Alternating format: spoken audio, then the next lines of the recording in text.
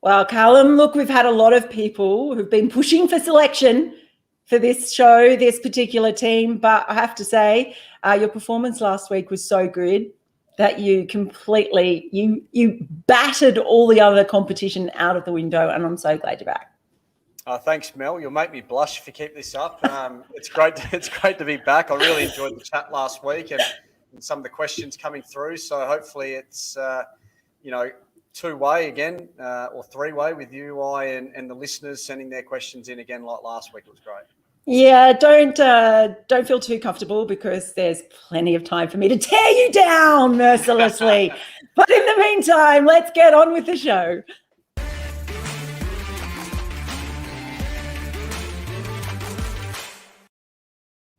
Hello, everyone, and welcome to this week's episode of Timed Out for Sporting News Australia with me and Callum Ferguson, of course. Hello to any of you who are joining us live. I can see a message there already from Diraj Ranta who says, hello, Callum, and congrats to Mel. Orange is not in lockdown anymore. Hope it stays this way. We are actually still in lockdown where I am, but the great news is we can go for a picnic. Yes, I'm getting ready to picnic the hell out of this week. Big step forward, that Mel.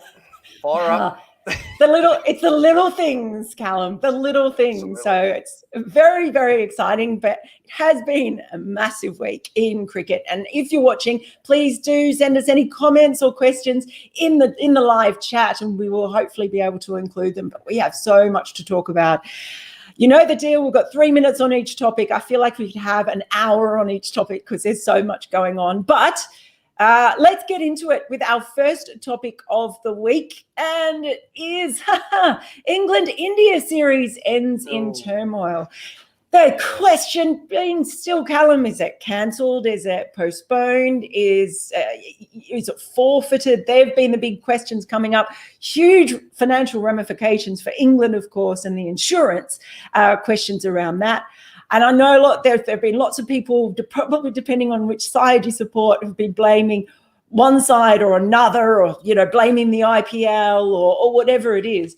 I think probably the main culprit in all of this is scheduling and the time of COVID. It's just it's squeezing everything so much, and something's probably just going to keep giving as we go along. Yeah, absolutely, Mel. I think it's a bit too easy to just say, oh, India had a lead in the series. They just wanted to get out of there with that lead. I just don't think that's right. And, listening to Sourav Ganguly and Harrison from the ECB, they made it pretty clear that wasn't the case. It was literally about the health and well-being of the players. And you can't doubt that, I don't think, in this day and age and in the world we're living in at the moment.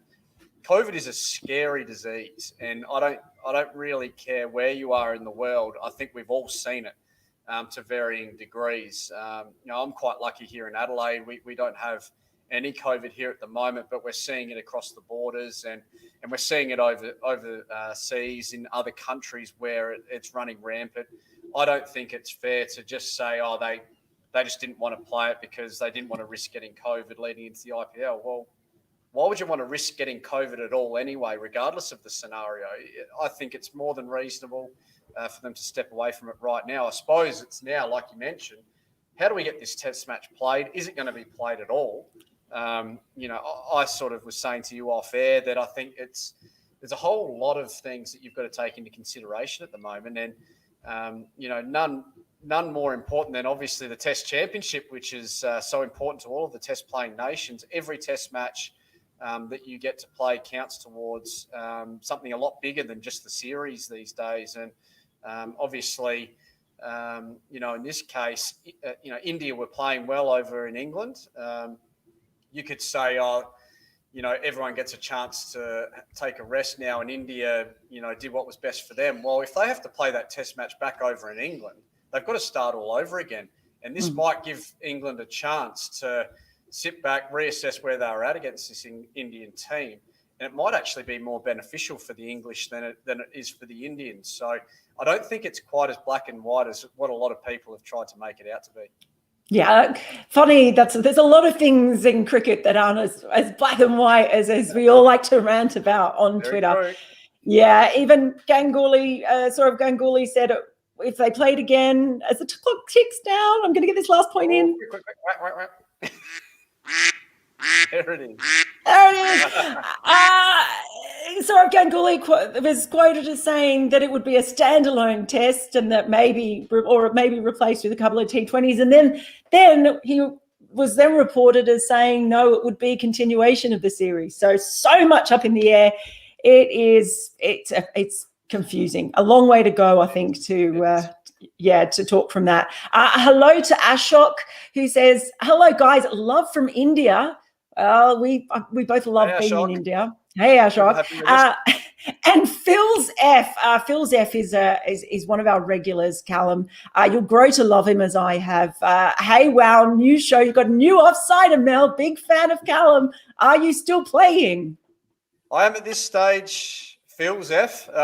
So we'll wait and see what's happening with the Big Bash this year. But at this point in time, I'm still playing and I've been enjoying it. So we'll see how long I'll keep playing for. But while I'm enjoying it, I'll keep playing.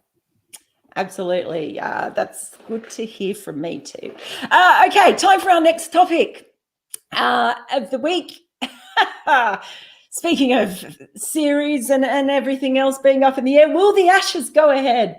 I don't know about you. My feeling is that they will go ahead, but what team England bring out is probably going to be the big question. I mean, when you look at what one test cost the ECB when it was cancelled, Cricket Australia, this test series does a lot of bankrolling for all other cricket in Australia, for Cricket Australia over the 4-year cycle.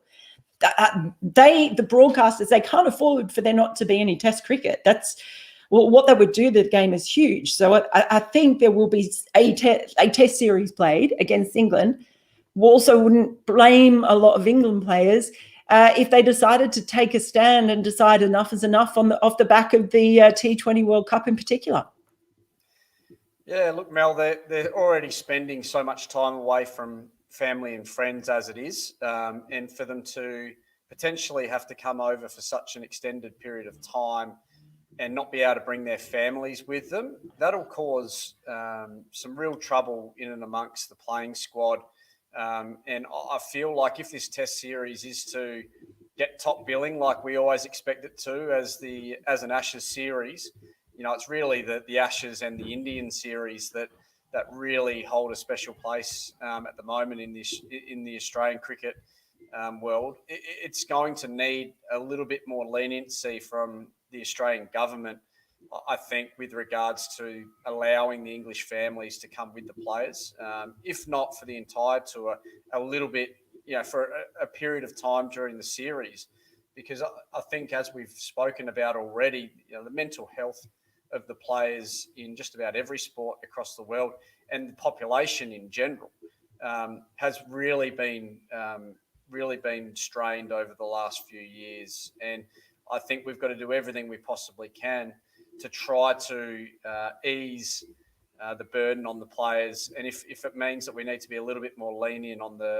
allowing families in, then I think we need to try to explore every option, particularly where we're talking already about trying to open the borders up between the states within our own country. I struggle to believe that we'll keep this hard line on keeping the overseas travelling team families out of the country when they're over here for such an extended period of time. I see this being loosened over the next few months, and I'm hopeful that we'll get the full complement and the strongest English team possible. Obviously, they're bringing both sides over, Mel, as well. They've got the Lions coming over. Let's hope it's not the Lions we're playing against. Well, who knows? But I think you are right. It's the situation between states that's probably even more of a problem than people getting into the country at the moment. Wait. I'm taking up all the time here. I'm sorry. I need to talk back a little bit. Hey, no. That's not at all. I'm more than happy to share this platform with you, Callum. Anyway, you're more important than me in the general scheme of things. You probably talk more sense than me as well. Okay, so that's obviously a huge one to go ahead. Look, it's just, I think it is important perhaps to mention as well that Tim Payne is undergoing some surgery. He's going to be fine for the Ashes. But we did hear an ABC presenter say that he had a swollen, he tried to say disc, but it came out in another way. All I can say is Tim Payne must be very, very, very excited about the Ashes, no matter which England team is turning up. And that's a bit of a concern for me. All right, time for our next topic of the week. And will more players pull out of the IPL? We've seen a number pull out. This is coming back to it. There's a bit of a theme in case you're noticing it across topics. The scheduling, this is just brutal at the moment. I know some people are still probably thinking, look, if I got the chance to play for my country or make money in the IPL, I stay in nice hotels, what have they got to complain about? Probably hard to really talk about it unless you've gone through it and actually experienced it. But this schedule, how much is backed up into this second half of the year, is absolutely brutal, and we can only squeeze so much out of these cricketers. Do you think it might have some sort of long-term effect on players' careers, players, like Johnny Bairstow, Chris Wokes, David Milan, these players who are pulled out? Will it have any long-term effect, do you think, Callum? Look, I certainly hope not from their career point of view, but also their mental health point of view as well. I think the reason they're pulling out is to try and, perhaps make sure that they're able to keep playing for a longer period of time. What we don't want to see is players burning out. And if this allows them to just get that freshen up, restart again and be fresher for the international stuff coming up, then I say well played to them. And, I think it's a smart play long-term that you can't, I don't think, maintain it for 12 months of the year on year. A lot of these players we're talking about have families, and it's a long time to be away from your family. And I think what they're doing now is a smart play. I think as, an Australian fan or an English cricket fan, you'd probably prefer to see your players pulling out of an overseas T20 tournament rather than missing international duties with their national teams. Purely from a supporter's point of view. But obviously it's different for everyone and everyone's circumstances are different. But certainly I wouldn't be surprised if more players were pulling out in the lead up to this IPL. This could well be the first of many that we're hearing of. And I certainly look forward to potentially the BBL here in Australia. And I find it hard to believe that it'll be easy for all of the teams to find high-quality overseas players to fill their 3 overseas slots.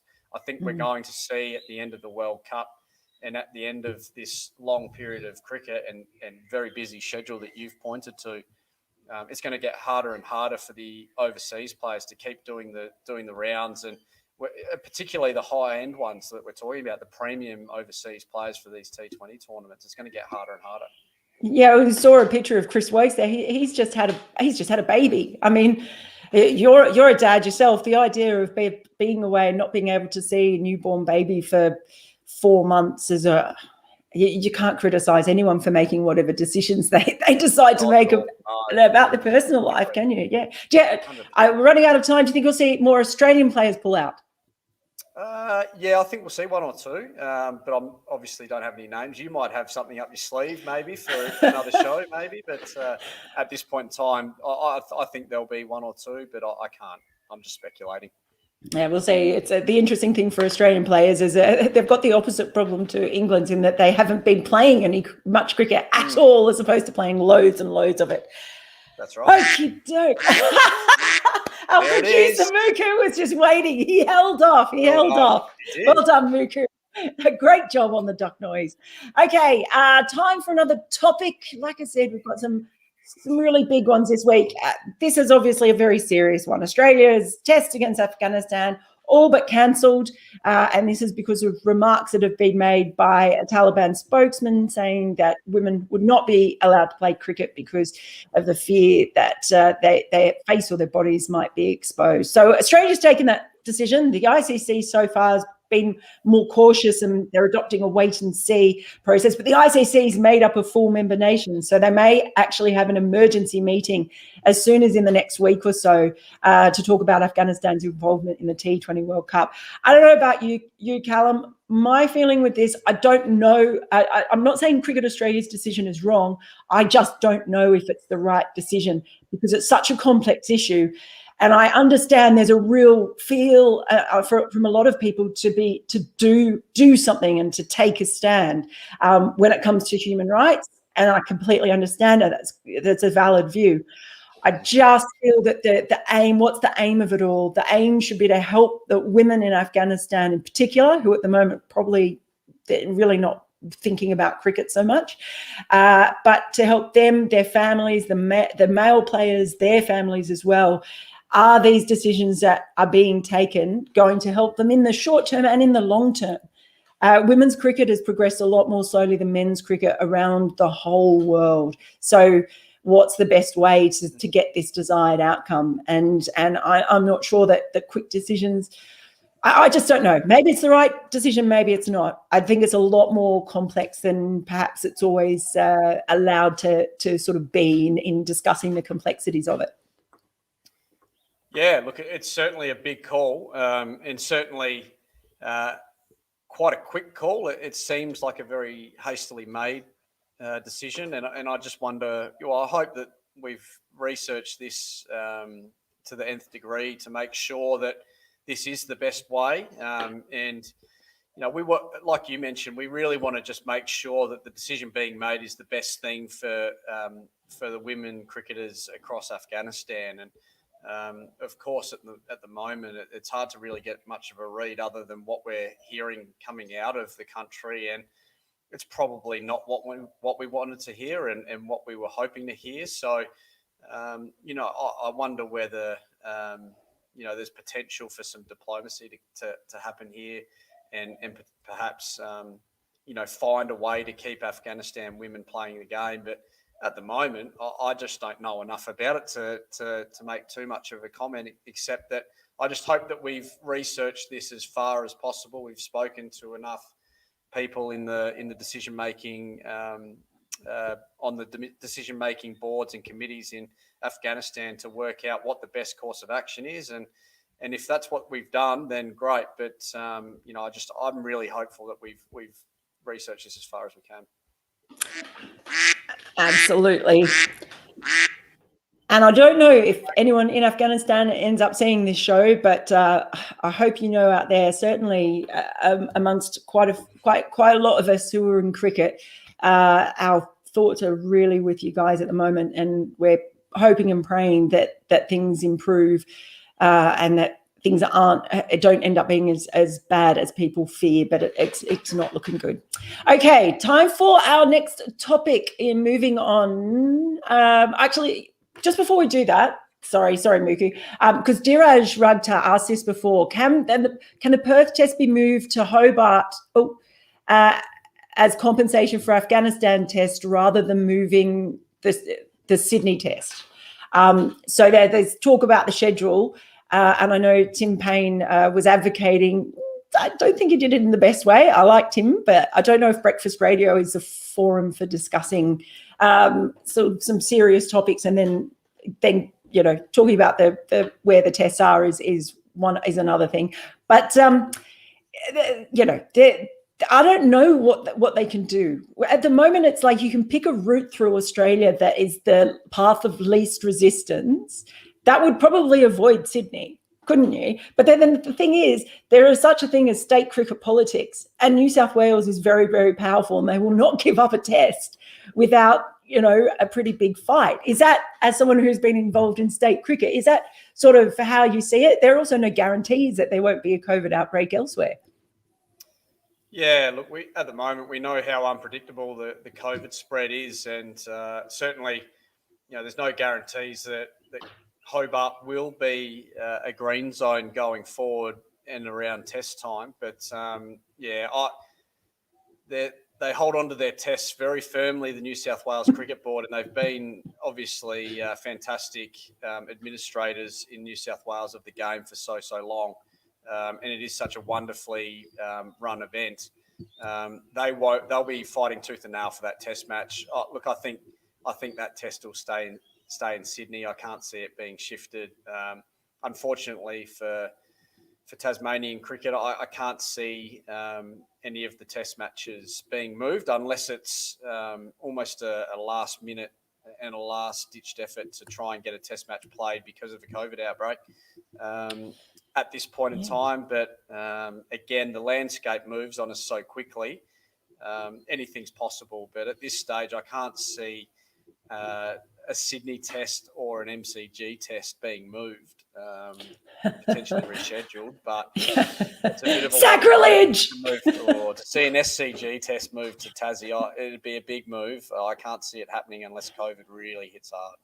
Yeah, the problem, of course, is how do you go from Sydney to Perth afterwards? That's the big question. I think if you could reschedule them all, you'd start the series in Perth and get that out of the way and then go to other states. So we'll see. We'll see if there's any rescheduling done. Okay, let us move on to the next topic. There's so much this week. Here we go. Bangladesh too strong at home for New Zealand. Another win from an Australasian team, if you like, after their emphatic victories over Australia. 3-2 it was to Bangladesh. Another low-scoring series, although I think New Zealand made, I think it was 161 in one of the matches, which is astounding when you look at some of the other games. I guess the big question is, Callum, it's great for Bangladesh, and they did have some of their best players back too, I think in Mushfiqur Rahim, and they had Leighton Das back. So it looks like it's all coming together for them really, really well ahead of the T20 World Cup. I guess the question is, how much of a factor is playing on those home conditions been for their wins? And that's not taking, I don't want to take anything away from their wins, because they've obviously made the most of them and played really well, and they've got some incredibly good players in that team who I just love watching. But is it the best possible preparation for them in that they're winning? But is that going to help them in the T20 World Cup? What's it going to do? Look, I think overall it's a good thing for the team to be winning. I think winning's a habit. I've always believed that. I know you're not a big one for momentum, but I think there's certainly momentum to be gained from winning, and confidence comes from it. So, look, the only concern I would have, and I think you're alluding to, is are the wins in these very different conditions going to lead to good cricket on entirely different conditions. Now, what we do see in the UAE are conditions that are quite conducive to both batting and bowling. We do see some high-scoring innings if the bowlers don't make inroads early. But if they do, then we can see some bowling attacks really get on top and restrict to low scores. So they're very even conditions. It could go one way or the other. These conditions over in Bangladesh at the moment are really favouring the bowlers and the spinners. And my concern would be, is there enough experience and enough success in better conditions for both batting and bowling there in the background, stored up in from previous series to give them the confidence to carry that momentum through in better conditions? I'm not too sure. I think the confidence will be the big winner out of this, but I'm yet to see Bangladesh prosper in more favourable conditions to both batting and bowling.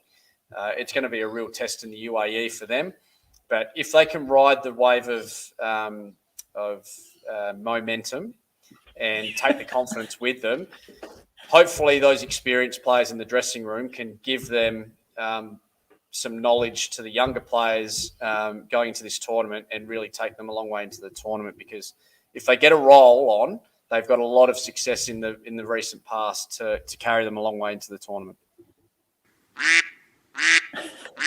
There it is.